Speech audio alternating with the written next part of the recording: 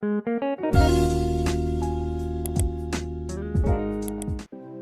semua, kembali lagi di pembelajaran PPKN kelas 7. Sekarang kita akan masuk dalam materi bab yang pertama tentang perumusan Pancasila sebagai dasar negara.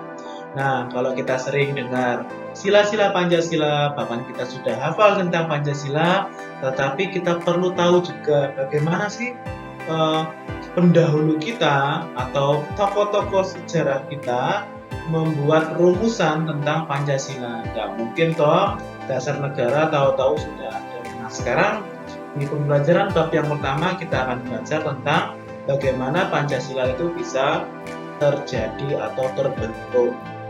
Nah, tapi pertama-tama mari kita dengarkan dulu siapa yang dulu pernah menyanyikan lagu ini. Kalau sudah tahu, mari kita nyanyi bersama-sama.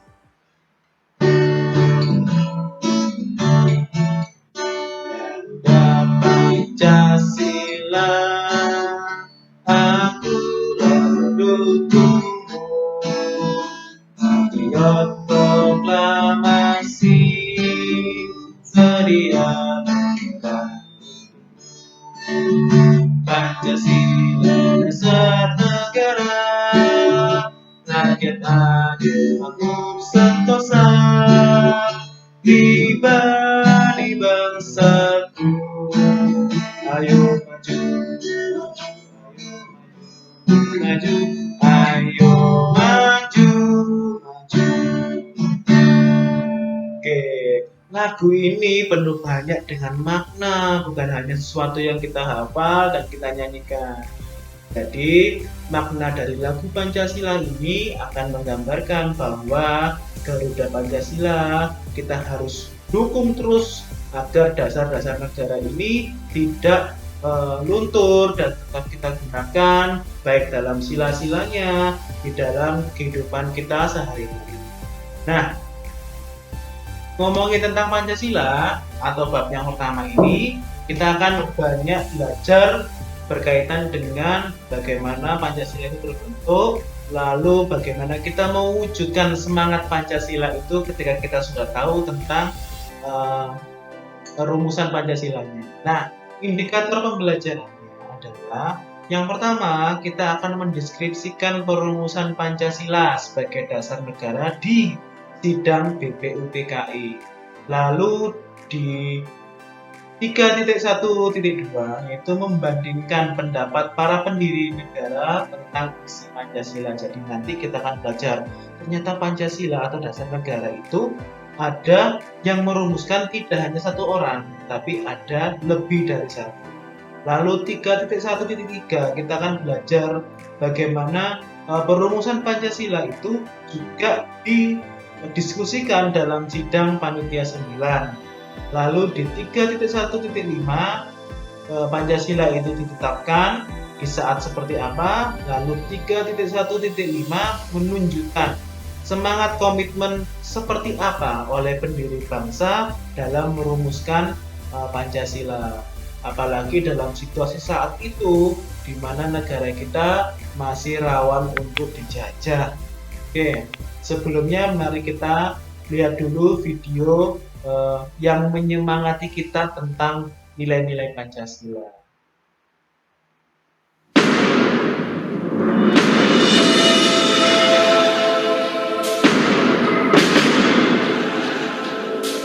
Hei pemuda-pemudi Indonesia, berapa jumlahmu?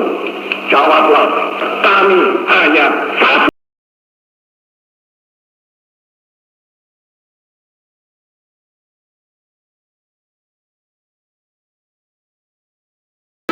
New York menyambut Presiden Soekarno dengan segala keistimewaan yang dikenal daripada kota dunia ini. Beliau dihormati dengan pawai yang ramai sekali.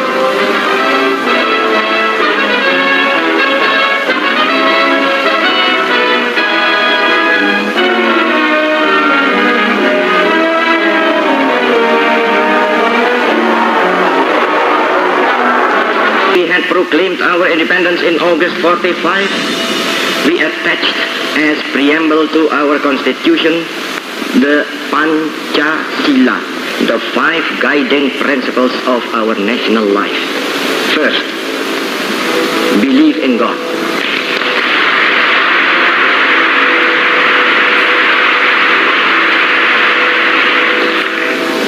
Second, nationalism. Third, humanity.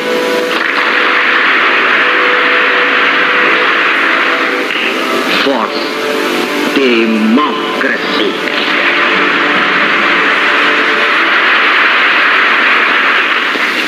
Fifth, social justice.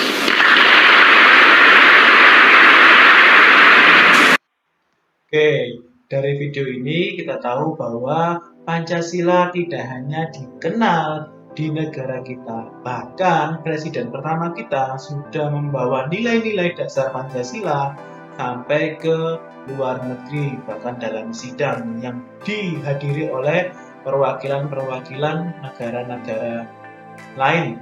Nah, ini menunjukkan apa? Bahwa dasar negara yang akan kita bahas ini adalah dasar negara yang benar-benar sangat baik untuk dilakukan dalam kehidupan sehari-hari, sehingga bahkan dunia juga bisa melihat apa yang kita lakukan apabila kita melakukan nilai-nilai Pancasila.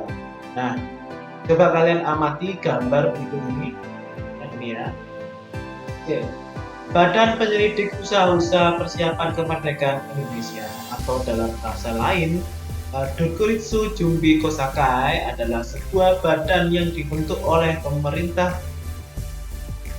penduduk bala tentara Jepang untuk Indonesia pada tanggal 1 Maret 1945. Nah, ini bertepatan dengan hari ulang tahun Kaisar Hirohito. Nah, BPUPKI ini beranggotakan 65 ya, 65 yang terdiri dari berbagai suku dan agama. Jadi dalam sidang ini coba kalian bayangkan bahwa yang menghadiri itu tidak hanya orang Indonesia, bahkan juga ada orang Jepang dan juga perwakilan-perwakilan dari suku ras dari kelompok-kelompok tertentu. Tentu banyak pandangan yang berbeda tentang kemerdekaan. Ada yang menginginkan kemerdekaan itu menurut pandangan aku, ada yang menurut pandangan dia, ada yang menginginkan agama menurut agama, ada yang menurut suku kesukuan. Nah, di situ muncullah banyak perdebatan di BPUPKI, sehingga dalam rapat yang sesingkat ini para pendiri negara ini mencoba melunturkan identitas pribadi. Bagaimana caranya? Nah, nanti kita akan lihat satu-satu. Oke.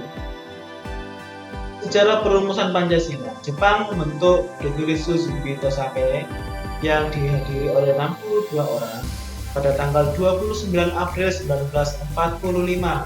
Ya, dalam sidang ini diketuai oleh Dr. Andes Rajiman Widyodiningrat.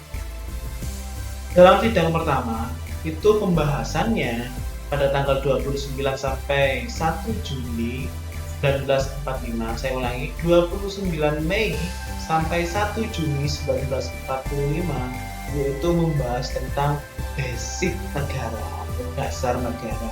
Kenapa kok hal yang ini penting? Karena untuk membuat sebuah rumah perlu fondasi. Fondasinya adalah apa yang menjadi pegangan sebuah negara ketika ingin mencapai cita-citanya, yaitu perlu adanya dasar negara. Maka dalam sidang yang pertama dibuatlah pembahasan tentang dasar negara. Tugasnya adalah dalam sidang pertama BPUPKI membuat rancangan dasar negara, lalu membuat rancangan undang-undang dasar. Nah, dari tugas yang pertama didapati oleh satu orang yang memberikan usulan tentang dasar negara. Siapakah dia? Yaitu Muhammad Nyamin di tanggal 29 Mei 1945. Dia mengusulkan tentang dasar negara kita. Ada 5 yang diusulkan. Yang pertama adalah pri kebangsaan, yang kedua adalah pri kemanusiaan, yang ketiga adalah pri ketuhanan, yang keempat adalah pri kerakyatan, dan yang kelima adalah kesejahteraan rakyat. Nah, Muhammad Yamin dalam sidangnya mengusulkan tentang dasar negara ini. Lalu selanjutnya, yang kedua oleh Bapak Supomo di tanggal 31 Mei juga menyampaikan pokok-pokok pikirannya tentang dasar negara, yaitu ada 5 juga, yaitu yang pertama persatuan, 2 kekeluargaan, 3 keseimbangan lahir dan batin, 4 kemusyawarah, lalu 5 keadilan rakyat. Nah, dari 2 tokoh ini masih belum juga mendapatkan persetujuan atau mufakat secara bersama melalui musyawarah ini.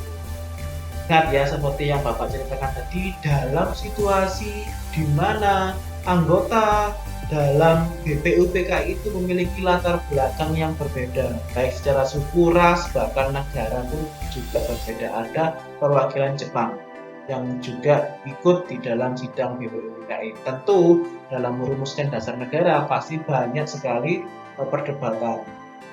Lalu yang ketiga, nah Bapak yang akan jadi Bapak proklamator kita pada waktu itu, R. Soekarno juga memberikan gambaran dasar negara. Pada tanggal 1 Juni 1945, dia mengungkapkan dasar negara. Usulannya, yang pertama adalah kebangsaan Indonesia, yang kedua internasionalisme dan peri kemanusiaan, yang ketiga adalah mufakat dan demokrasi, yang keempat kesejahteraan sosial, lalu yang kelima ketuhanan yang berkebudayaan. Nah, Soekarno ini mengusulkan 5 dasar yang dia usulkan dengan nama Pancasila. Nah, inilah latar belakang mengapa pada tanggal 1 Juni dianggap sebagai hari lahirnya Pancasila. Karena Bapak proklamator kita mengusulkan tentang dasar negara dan dia sebutkan Pancasila. Nah, sebelum kita masuk ke materi selanjutnya, apakah dasar negara yang sudah turun-temurun diwariskan itu diingatkan atau dihafal oleh semua orang hingga saat ini? Atau mungkin kalau orang yang baru belajar nggak masalah lah ya, tapi apakah ketika orang yang sudah berpengalaman dalam bidang hukum itu sudah hafal semuanya? Nah, bisa dilihat di sini realitanya. Calon hakim konstitusi yang mengikuti uji kelayakan dan kepatutan di Komisi 3 DPR tidak hafal Pancasila. Dia salah mengucapkan sila kedua dan keempat Pancasila. Tak pelak hal tersebut membuat riuh ruang rapat. Satu-satu Pak, langsung Pak, spontanitas Bapak saja. Ya, langsung Pak ya. Sila-sila yang tercantum dalam Undang-Undang Dasar Negara Republik Indonesia. Pertama, Sila-sila dalam Pancasila Pak, bukan dalam Undang-Undang sila-sila Dasar dalam Pak. Pancasila. 1. Ketuhanan yang Maha Esa. Madep sini Pak, langsung. Ya. Ya. Kedua, peri kemanusiaan yang adil dan beradab. Peri kemanusiaan Pak. Ya. Lanjut Pak. Ketiga, persatuan Indonesia. Keempat, kerakyatan yang dipimpin oleh hikmat kebijaksanaan dalam permusyawaratan dan keadilan dan perwakilan serta keadilan sosial bagi seluruh rakyat Indonesia. Demikian Pak. Ya. Terima kasih Pak. Ya. Tapi saya sayangkan sekali seorang calon hakim bukan peri kemanusiaan Pak, Ya, tapi kemanusiaan yang adil dan beradab. Yang keempat, bukan keadilan yang terakhir, tapi kerakyatan yang dipimpin oleh hikmat kebijaksanaan dalam permusyawaratan perwakilan. Ya, ini catatan bagi kita ini Pak, bahwa seorang calon hakim konstitusi itu bukan hanya hafal urut-urutan sila Pancasila, tetapi dia juga harus bisa menjiwai apa makna filsafat yang terkandung di dalam masing-masing. Oke, dari video itu juga menunjukkan ternyata tidak semua orang yang bahkan sudah berpengalaman juga hafal Pancasila. Karena apa? Karena Pancasila hanya selesai di mulut sehingga tidak terniang dalam pikiran dan perlakuan. Makanya nilai-nilai Pancasila perlu diwujudkan dalam tindakan dan tingkah laku kita. Oke, kita lanjutkan. Oke. Kita masuk dalam lembar kegiatan siswa yang akan saya tunjukkan dan saya berikan di kolom kegiatan yang akan saya berikan di Moodle. Cuma di sini saya akan bacakan. Penjajahan Jepang di Indonesia membawa kesulitan hidup bagi bangsa Indonesia. Upaya untuk melawan Jepang di Indonesia terus dilaksanakan di berbagai wilayah di Indonesia. Coba gali informasi dari berbagai sumber. Pada zaman penjajahan Jepang, rakyat Indonesia mengalami penderitaan yang luar biasa. Dari para penjajah Jepang, rakyat kita diminta bekerja keras mengeluarkan keringat. Mereka juga sering mengalami siksaan fisik oleh para penjajah. Nah, pertanyaannya adalah, bagaimana pendapat kalian tentang tindakan Jepang tersebut? Dan berikan alasannya. Nah, nanti kalian jawab di lembaran soal yang saya berikan. Lalu pertanyaan yang kedua, BPUPKI dibentuk sebagai jalan bagi Indonesia untuk merdeka. Setelah dibentuk, para tokoh langsung mengadakan sidang pertama BPUPKI. Para tokoh memberikan usulan berkaitan dengan dasar negara dengan harapan agar proklamasi kemerdekaan segera dapat dilangsungkan. Perilaku apa saja yang dapat diteladani dari perjuangan pahlawan nasional dalam sidang BPUPKI yang pertama? Jadi perilaku apa yang mungkin kalian bisa bayangkan dalam waktu yang singkat dengan 62 peserta dari latar belakang suku ras agama yang berbeda serta pendidikan juga yang berbeda. Kok bisa di sidang yang singkat itu bisa menyelesaikan pembahasan tentang rumusan dasar negara? Nah, silakan. Nah, dari video ini saya harap kalian bisa belajar banyak dan mencari dan menggali informasi lebih dalam, bukan hanya dari yang Bapak share, tetapi juga bisa kalian pelajari dimanapun dengan sumber apapun yang terpercaya. Oke, sekian dari Bapak. Terima kasih.